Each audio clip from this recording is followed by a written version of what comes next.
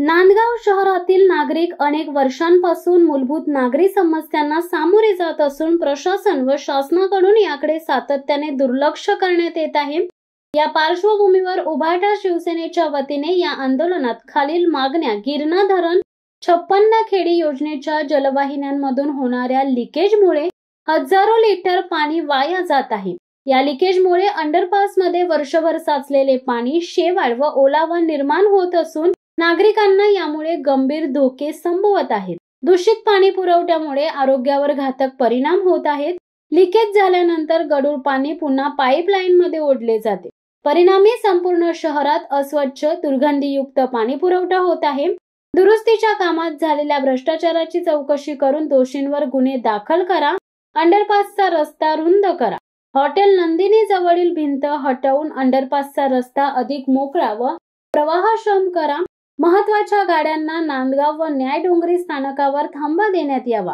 झेलम, शालीमार, सचखंड, सेवाग्राम व बडनेरा एक्सप्रेस या गाड्यांचे थांबे पुन्हा बहाल करावेत।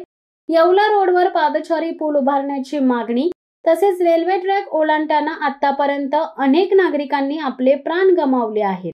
उभाटा शिवसेना कार्यालयावर झालेल्या बेकायदेशीर कब्जाची चौकशी करण्याची मागणी करण्यात आली आहे। या आंदोलनात उभाटा शिवसेनेचे पदाधिकारी, कार्यकर्ते व विविध भागातील नागरिक मोठ्या संख्येने सहभागी झाले होते। आंदोलनस्थळी प्रशासनाचे अधिकारी उपस्थित होते।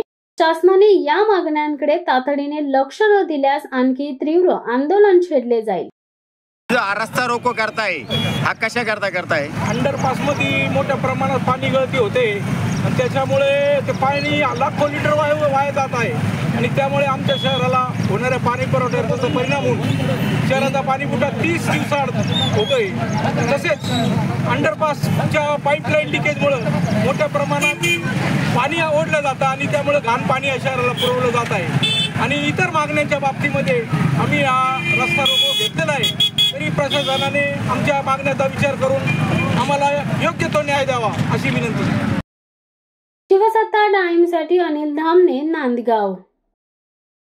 दे धडक बेधडक वृत्त देणाऱ्या आपल्या शिवसत्ता टाइम्स न्यूज चॅनलला लाल बटन दाबून सबस्क्राईब करा आणि बेल आयकॉनला क्लिक करायला विसरू नका।